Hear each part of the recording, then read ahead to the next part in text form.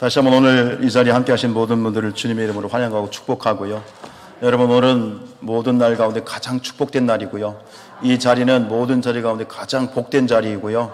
그리고 우리는 오늘 말씀을 통해서 가장 축복된 하나님의 음성을 듣게 되실 텐데, 거저 왔다 거저 가지 마시고 반드시 하나님 음성 듣고 답 가지고 돌아가시는 그런 축복의 예배가 될 수 있기를 주님의 이름으로 축원드립니다. 우리 사무엘상 2장 30절 말씀 읽지요. 시작. 여기는 자를 내가 존중히 여기고 나를 멸시하는 자를 내가 경멸하리라. 여러분, 압살롬이 다윗을 대적한 것은 사실 다윗을 대적한 것이 아니라 사실은 누구를 대적한 것입니까? 하나님을 대적한 것입니다. 왜 그렇습니까? 다윗을 이스라엘의 왕으로 세우신 분이 누구시기 때문에? 하나님이시기 때문입니다. 여러분, 절대로 건드려서도 안 되고 절대로 대적해서도 안 될 분이 계십니다. 누굽니까? 하나님입니다. 하나님과 맞서서 싸울 수 있는 사람, 이길 수 있는 사람이 있습니까? 없습니까? 있습니까? 없습니까? 하나님을 대적하지 마십시오. 하나님을 대적하지 마십시오. 근데 압살롬은 지금 정말 바보같이 하나님을 대적하고 있고요. 오늘 결국 오고야 올 날이 왔어요. 결국 마침내 지금 이제 그에게 올 것이 오고야 말았어요. 자, 1절. 이에 다윗이 그와 함께한 백성을 찾아가서 천부장과 백부장을 그들 위에 세웠다. 하나님이 다윗과 함께 하시고요. 아멘이에요. 다시 한번 축복하는 것은 여러분, 하나님이 여러분과 함께 하십니다. 믿으십니까? 그래요. 지금 하나님이 다윗과 함께 하고 있고, 또 다윗에게는 하나님과 함께 누가 다윗과 함께 하고 있어요? 하나님을 경외하는 사람들. 다윗과 함께 하고 있는 사람들은 누구냐? 다윗 때문에 다윗과 함께 하고 있는 것이기도 하지만 더 중요한 사실은 뭐냐면, 다윗을 돕는 자들은 모두 누구를 경외하는 사람들이다? 하나님을 경외하는 사람들이에요. 하나님의 뜻이기 때문에 지금 다윗과 함께 하고 있는 것이죠. 그래서 지금 이 하나님과 하나님을 경외하는 사람들의 도움으로 인해서 다윗은 일생일대에 가장 수치스럽고 가장 정말 위험한 그 위기의 순간을 모면하게 되었습니다. 그래서 결국 요단강을 밤새워서 요단강을 건너고, 요단강을 건너서 한숨 돌린 그러한 지역, 그게 어디에 도착했다고요? 네, 애자로 시작해서 임자로 끝나요. 자, 어디에 도착했다고요? 아이고야, 할렐루야. 역시 우리 성산교회 성도들은 성경도 잘 알아. 어디에 도착했다고요? 에브라임에 도착합니다. 그래서 에브라임에 도착해서 이제 추격해오는 압살롬의 군대를 맞설 준비를 하는 거죠. 군대를 재정비하고, 그리고 이제 본격적으로 그 에브라임 숲을 전투를 벌이게 됩니다. 자, 2절 말씀 읽겠습니다. 시작. 3분의 1은 요압의 휘하에, 3분의 1은 스리아의 아들 아비새의 휘하에 넘기고, 3분의 1은 가드 사람 이때의 휘하에 넘기고, 왕이 백성에게 이르되 나도 반드시 너희와 함께 나가리라 하니. 정확하게 성경은 오늘 압살롬을 따르는 군대가 몇 명인지, 그리고 다윗을 따르는 군대가 몇 명인지 나와요, 안 나와요? 나오지 않아요. 몇 명인지는 몰라요. 그래서 추측할 뿐이죠.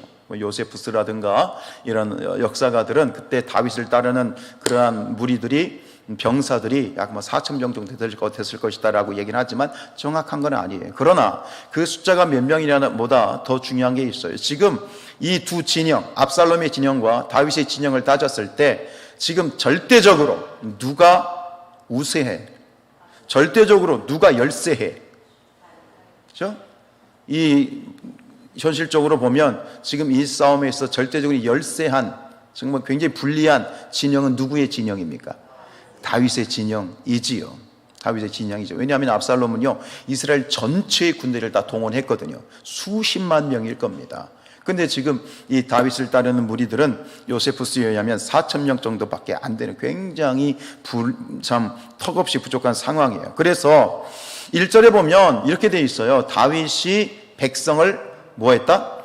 찾아갔다 그래요. 그래서 이 불리한 싸움을 다윗도 알기 때문에 이제 요압한테 야 이렇게 하라고 명령하지 않고 자기가 직접 그 백성들을, 군사들을 찾아가서 처음부터 끝까지, 야, 군대는 이렇게 나누고 지휘관은 누구고 천부장을 세우고 백부장을 세우고 직접 다 일일이 다윗이 신경을 써서 이렇게 지금 전쟁 준비를 하는 것을 볼 수가 있습니다. 그리고 오늘 2절에서 우리가 주목해야 될 부분이 있는데요. 이렇게 군 조직을 다 정비하고 난 다음에 그 병사들 앞에서 다윗이 이렇게 고백을 하죠. 뭐라고 말합니까? 왕이 백성에게 이르되 나도 반드시 너희와 함께 나가리라. 왕으로서 지금 이제 이 군사들 앞에서 야, 나도 반드시 너희와 함께 전쟁에 출전할게 라고 얘기합니다. 자, 이 다윗의 이 말이 여러분들이 귀에 어떻게 들리십니까? 큰 의미가 있어 보이세요? 아니면 그냥 당연한 것처럼 들리세요? 사실 당연하죠, 그죠? 예, 전쟁터에 지금 목숨 걸고 싸우는데 다윗도 용사 아닙니까? 그러니까 다윗도 당연히 야, 나도 함께 다 싸울게.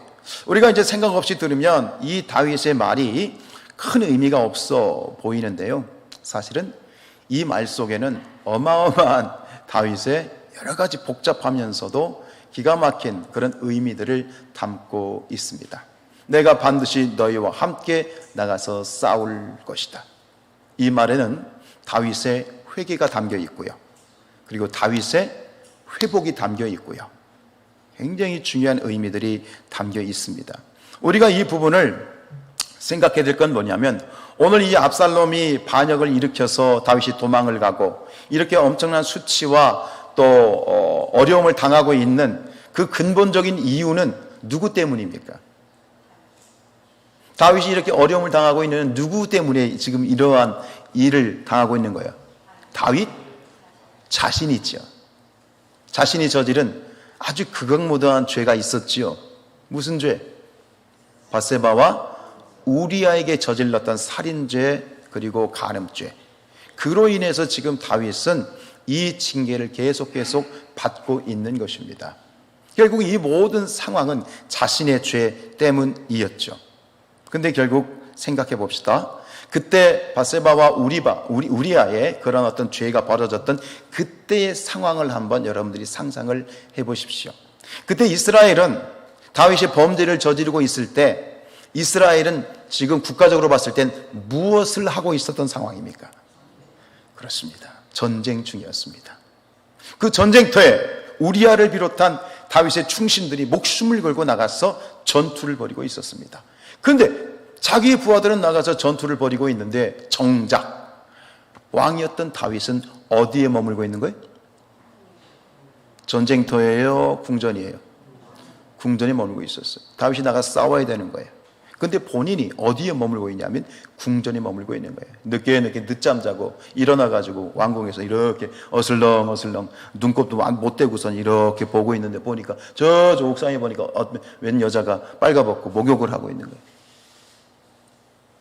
그래서 사단이 난 거예요. 그 사단이 난 거예요. 여러분, 이것과 같이 생각하시면 돼요. 지금 이스라엘 백성들이 무엇을 준비하고 있어요? 전쟁을 준비하고 있어요. 지금 다윗이 얘기하는 건 뭐냐면 이거예요. 내가 너희와 함께 반드시 나가서 싸우리라고 하는 것은 첫 번째 회개의 의미가 있어요. 너희들이 지금 이렇게 고생하는데 누구 때문에 고생하는 거예요? 지금 백성들이 고생을 하는데 누구 때문에 고생하는 거예요? 나 때문에 고생하는 거야. 내가 그때 왕궁이 아니라 전쟁터에 나가서 너희와 함께 싸웠어야 되는데 내가 왕궁에 남아있지 않고 너희와 함께 전쟁터에 나가 있었더라면 내가 바세바를 범할 이유도 없고 나의 충신인 우리아를 살인 교사할 일도 없었는데 이 모든 것은 내가 왕궁에 머물러 있었기 때문에 이 사단이 났던 것이다 라는 것을 인정하고 회개하고 있는 거예요. 그리고 그것으로 끝나지 않고 다시 마음을 추스려서 그래, 그렇지만 이제 내가 이번 싸움만큼은 내가 너희와 함께 나가서 싸우겠다. 즉 진정한 지도자로서의 다윗이 자기를 회복하고 지도자의 면모를 보여주고 있는 것 있죠. 이것은 뭐냐? 우리 삶 가운데 죄를 이기는 우리 그리스도인들의 삶의 모습을 반영해 주는 것입니다. 여러분, 우리가 죄를 지을 수 있죠? 존말로 할 때 그렇다고 하세요? 죄를 지을 수 있죠? 솔직히 말하면 죄를 지을 수 있는 게 아니라 지난주가 한 주간도 얼마나 많은 죄를 지었어요. 인정하세요? 아직 인정하기 싫으신가 본데. 주님은 말씀하셨어요. 마음으로만 죄를 져도 죄요. 그리고 죄의 결과는 똑같아. 그것이 살인죄든 도둑질이든 거짓말이든 죄의 결과는 뭐예요? 사망이야. 그러나 여러분, 우리가 죄를 지었을 때 아히도벨은 자기 인생이 결국 그렇게 이제 거부되고 자기 인생이 끝이라고 생각했을 때 아히도벨의 선택은 뭐였어요? 자살이었죠. 여러분, 죄가 더한 곳에 하나님의 은혜가 더한 것입니다. 무슨 뜻입니까? 우리가 우리의 모습을 보면 한없이 죄인이잖아요. 구제불능이잖아요. 죄의 장아찌이잖아요. 그때 우리는 기억해야 돼요. 나를 위해서 죽으신 예수 그리스도의 은혜를 기억해야 돼요. 내 죄가 보이면 보일수록 뭐가 더 크게 보여야 되냐면 나를 사랑하시고 나에게 은혜를 베푸신 하나님의 그 큰 은혜가 더 크게 보여야 돼요. 다윗은 회복된 거예요. 엄청난 죄, 우리아를, 충신인 우리아를, 목숨 걸고 싸우는 우리아를 살인교사하고 그리고 그 아내인 밧세바를 범하는, 정말 우리가 비윤리적인 어떤 그런 죄 중에서도 가장 극악무도한 죄를 지었지만 그로 인해서 지금 이러한 하나님의 징계를 받고 있지만, 그러나 거기서 포기하지 않고 다윗은 끊임없이 하나님을 바라보는 거예요. 하나님 감사합니다. 나는 죄인입니다. 나를 용서해 주셔서 감사합니다. 하나님, 나를 세워 주시옵소서. 나를 붙들어 주시옵소서. 나를 주 앞에서 쫓아내지 마시고 주의 성령을 내게서 거두지 마십시오. 아버지요, 아버지 없으면 안 됩니다. 나를 붙들어 주십시오. 그래서 오늘 이 모습은 뭐냐면, 내가 너희와 함께 나가서 싸우겠다라는 말은 다시 완전히 복음으로 회복되어지고 십자가의 보혈로 회복되어지고 함께 세워진 다윗의 모습을 보이는 거죠. 여러분, 오늘 예배를 통해서 여러분의 마음 가운데 짓눌림이 있다면 이 시간 예수님의 이름으로 축복하는 것은 모든 짓눌림으로부터 자유하시길 축복합니다. 주님은 용서하지 못하실 죄가 없습니다. 다 씻어주십니다. 회복하십니다. 주님은 우리가 죄책감에 짓눌려 살기를 원하시지 않습니다. 회복하십시오. 힘을 내십시오. 일어서십시오. 그게 바로 복음 안에 사는 성도의 축복입니다. 할렐루야. 그 회복된 마음. 그런데 여러분, 한 가지 질문을 드리지요. 다윗이 이 말을 했을 때, 내가 반드시 너희와 함께 나가서 싸울 거야 라고 말을 했을 때, 그 말을 들었던 이 이스라엘의 백성들은 그 지금 제가 말씀드렸던 그런 다윗의 마음, 죄에 대한 참회와 회복과 결단에, 그 다윗의 이 복잡한 그런 마음들을, 그 말을 들었던 이스라엘 백성들은 그 다윗의 마음을 읽고 있었을까요? 몰랐을까요? 알고 있었을까요? 몰랐을까요? 몰랐을 거야 같아요? 저는 그렇게 생각해요. 백성들은 다윗의 마음을 알았을 것 같아요. 여러분, 우리 성도님들이 그래요. 오늘 목사가, 성도님들은 목사를 아세요? 모르세요? 목사의 연약함, 또 목사의 부족함, 목사의 실수 아세요? 모르세요? 솔직히 말하세요. 안다고. 알아요? 몰라요? 몰라요?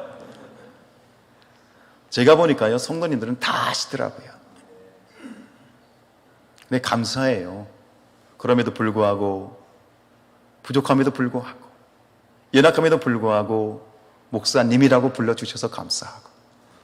여러분, 목사라고 하지는 않으시죠? 목사님이라고 그렇게 불러주셔서 감사하고, 목사로 인정해 주셔서 감사해요. 여러분, 백성들이 다윗의 실수를 알아요? 몰라요? 다윗이 저질렀던 죄를 알아요? 몰라요? 알지요. 왜 몰라요? 다 알지요. 이 지금 다윗이 이 말을 했을 때, 내가 너희와 함께 갈게, 싸울게 라고 이 말을 했을 때, 저는 그 말을 들었던 이스라엘의 병사들과 백성들이 다윗의 마음을 충분히 공감하고 있다고 생각해요. 그래서 그 이후에 펼쳐지는 장면을 보면 얼마나 백성들이 다윗의 마음을 공감하고 다윗을 사랑하고 다윗을 아껴주고 있는지, 그 다윗과 백성들이 얼마나 그 마음이 소통되어지고 하나가 되었는지를 우리는 읽을 수 있을 것 같아요. 우리 3절 읽어볼게요. 시작. 백성들이 이르되 왕은 나가지 마소서. 우리가 도망갈지라도 그들은 우리에게 마음을 쓰지 아니할 터이요. 우리가 절반이나 죽을지라도 우리에게 마음을 쓰지 아니할 터이라. 왕은 우리 10,000명보다 중하시니 왕은 성읍에 계시다가 우리를 도우심이 좋으시니. 우리가 절반이 죽어도 괜찮습니다. 당신은 죽으면 안 됩니다. 우리 10,000명보다 당신이 더 중요합니다. 여기서 맨 앞에 왕은 나가지 마소서라고 되어 있는데 원문에 보면 하나가 빠져 있어요. 왕은 절대로 나가면 안 됩니다. 이렇게 얘기를 합니다. 저희가 대신 죽겠습니다. 저희가 방패가 되겠습니다. 절대 왕이시여 당신은 나가셔서 해를 당하시면 안 됩니다. 얼마나 백성들이 지금 다윗을 뭘 걸고 지금 지켜주고 싶은 거예요? 목숨을 걸고 지켜주고 싶은 거예요. 저는 말씀을 묵상하는데 하나님이 그런 마음을 주셨어요. 백성들은 다윗의 실수들도 알고요. 지금 이 고백을 하는 내가 너희와 가서 나 반드시 싸울 거야 라고 했을 때 다윗의 아픔도 알고요. 다윗의 회복도 알고요. 지금 다윗의 마음을 이심전심으로 백성들이 다윗의 마음을 충분히 공감하고 있고 이해하고 있음을 주님께서는 그렇게 묵상시키셨어요. 진정 사랑하기 때문에 다윗을 지켜주고 싶은 거죠. 그런데 이것은 백성들만이 아니에요. 다윗도 마찬가지예요. 다윗은 왕이에요. 근데 왕으로서 뭔가 의식되고 뭔가 체면치레하고 뭔가 그러지 않아요. 그게 4절이에요. 4절입니다. 왕이 그들에게 이르되 너희가 좋게 여기는 대로 내가 행하리라 하고 문 곁에 왕의 섬에 모든 백성이 100명씩 1000명씩 대를 지어 나가니라. 여러분, 백성들이 막을 때 아이고 잘됐다, 난 편하게 여기서 기다려야지. 다윗이 그랬을까요? 정말? 아니죠. 다윗은 진심이었어요. 근데 이 백성들이 이렇게 말을 하게 될 때 다윗은 그냥 그래 알았어 이렇게 대답해요. 무슨 얘기냐면 내가 왕인데 야 내가 나가야지, 내가 명색이 왕인데 내가 선두에 서야지, 그러면서 의시되거나 자기를 뭔가 위선을 떨거나 그러지 않아요. 그래 고맙다 그냥 받아들여요. 이해가 되세요? 왕으로서의 체면이나 이런 거 내세우지 않아요. 너희들이 나를 정말 사랑하고 나를 우애해 주고 나를 걱정해 주니 그래 받아들일게, 고맙다. 서로 흉금이 없는 거예요. 소통이 되는 거예요.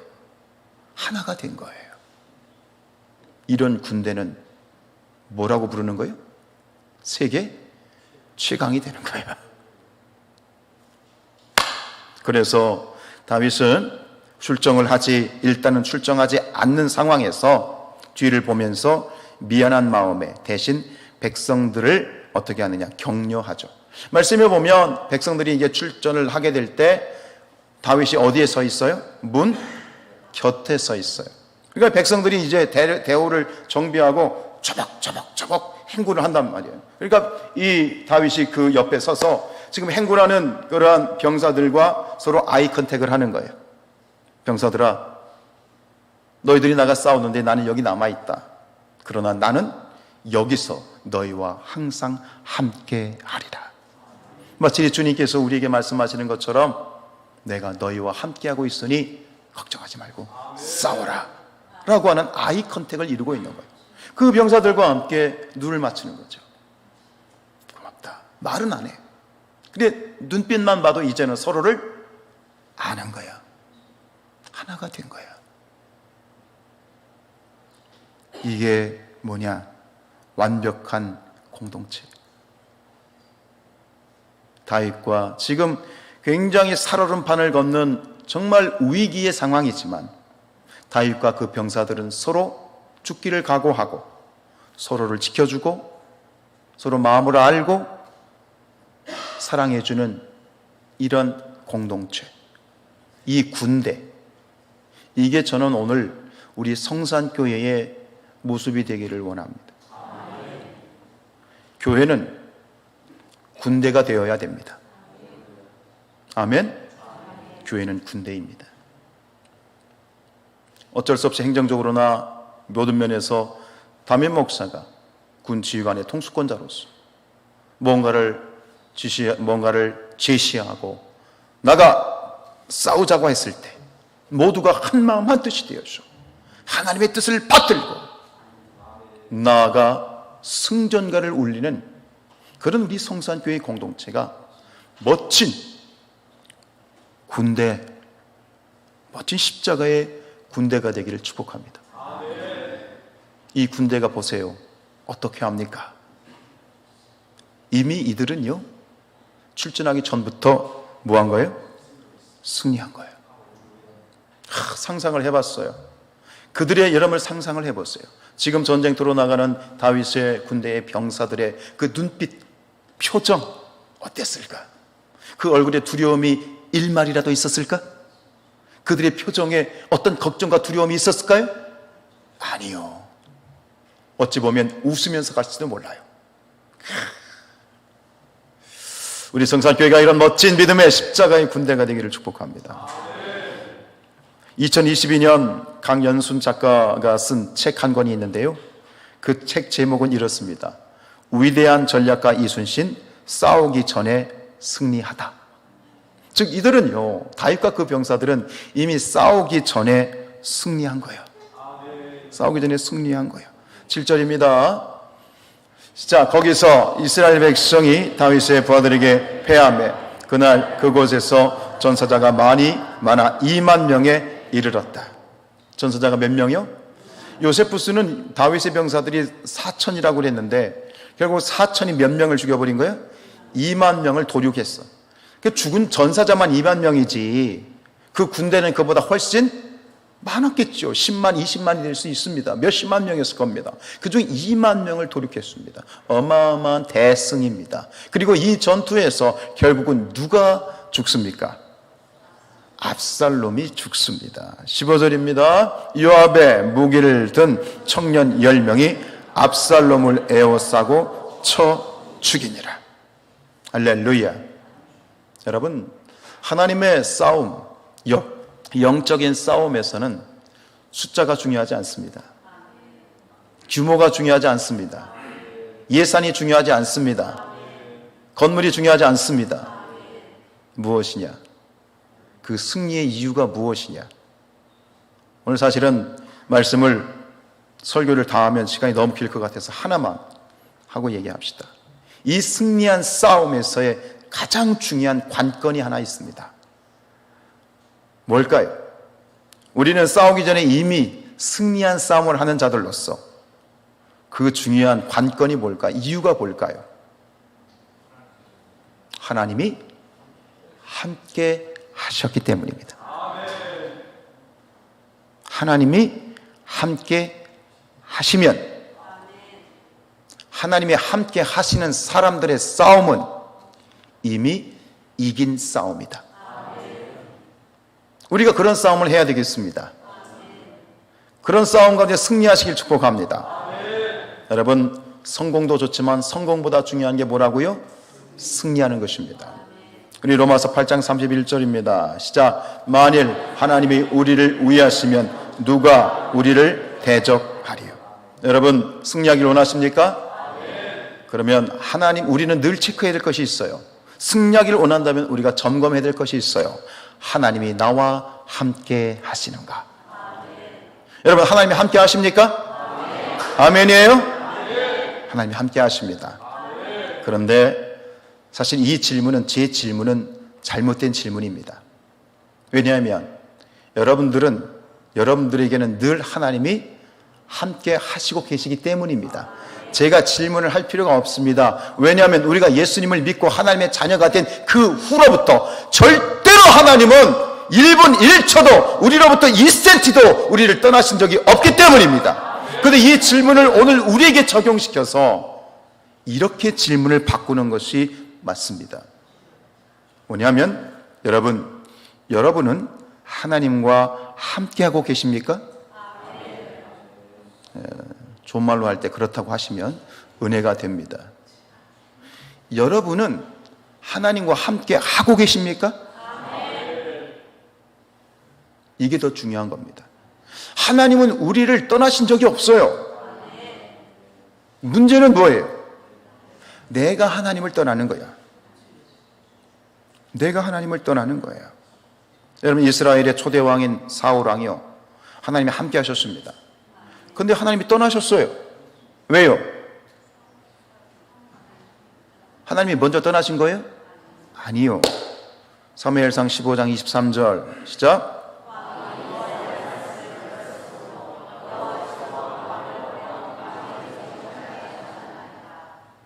사울이 하나님을 발로 찼어요. 하나님을 거부했어요. 하나님은 더 이상 사울과 함께 할 수 없었어요. 여러분, 우리의 인생 가운데 최고의 축복이 무엇입니까? 여러분의 인생 가운데 최고의 축복이 무엇입니까? 하나님을 만난 것입니다. 그걸 뭐라고 말합니까? 구원이라고 얘기하는 거예요. 그럼 거꾸로 얘기합시다. 그럼 인생에 있어서 최고의 가장 악한 저주는 무엇입니까?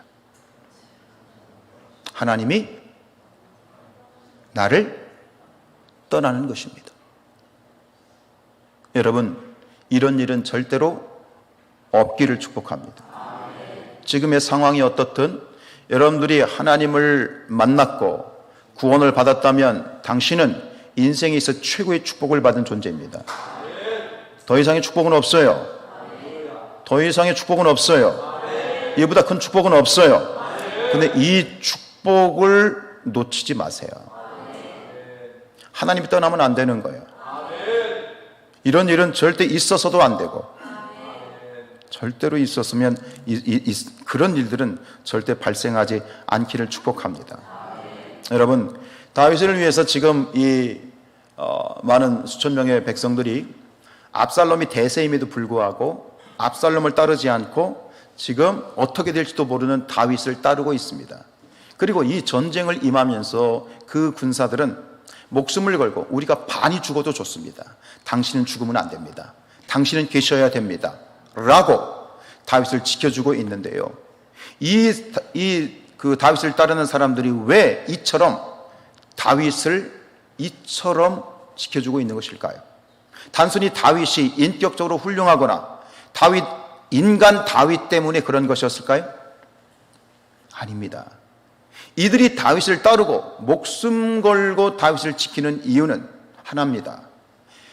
하나님이 누구와 함께하고 있는 걸 알기 때문에, 다윗과 함께하고 있는 걸 알기 때문에, 왕이시여 우리가 목숨을 걸고 당신과 함께하겠습니다 라고 고백하는 것은 단순히 다윗 왕 인간을 지키기 위한 것이 아니라 다윗과 당신과 함께하겠다는 표현을 이렇게 바꿀 수 있습니다. 우리는 무슨 일이 있어도 언제 어디서나 하나님과 함께 하겠습니다 라는 고백과 똑같습니다. 다윗과 함께하는 게 아닙니다. 이스라엘 백성들은 누구와 함께하고 있는 겁니까? 하나님과 함께하고 있는 겁니다. 사랑하는 여러분들이요, 기억하십시오. 반드시 승리하는 인생을 살기를 축복합니다. 승리하십니다. 한 가지 조건이 있습니다. 하나님을 떠나시면 안 됩니다. 하나님은 우리와 함께 하십니다. 절대 우리를 떠나지 않습니다. 근데 우리가 하나님을 떠나고 하나님을 외면하고 하나님을 뒷방에 옮겨놓는 것은 우리 자신이지, 여러분, 하나님과 언제 어디서나 함께 하시길 축복합니다. 그러면 반드시 승리하실 겁니다. 우리 로마서 8장 31절 말씀 같이 읽습니다. 시작. 만일 하나님이 우리를 위하시면 누가 우리를 대적하리요. 할렐루야. 하나님이 누구 편이십니까? 하나님이 누구와 함께 하십니까? 그럼 여러분도 하나님과 함께 하실 겁니까? 아무리 상황이 불리하고 힘들고 어려워도 무슨 어떤 아골골짝 빈들이라 할지라도 하나님과 함께 하시기를 결단하십니까? 함께 하시겠습니까? 여러분들은 승리한 싸움을 하시는 겁니다. 무슨 일을 하든지 반드시 승리할 줄로 믿습니다. 하나님께서는 우리에게, 우리 교회 공동체에게 한 가지 전쟁을 선포하셨습니다. 비전 1412. 우리가 싸워야 됩니다.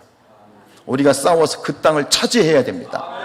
그런데 갈렙이 고백을 하죠. 하나님, 나에게 말씀하신, 보여주신 저 땅을 차지하게 하옵소서. 그런데 14장 12절에 보면 이렇게 얘기합니다. 여호와께서 함께 하시면. 누가 함께 하시면? 하나님께서 함께 하시면 우리는 저 땅을 차지할 수 있습니다. 두 가지입니다.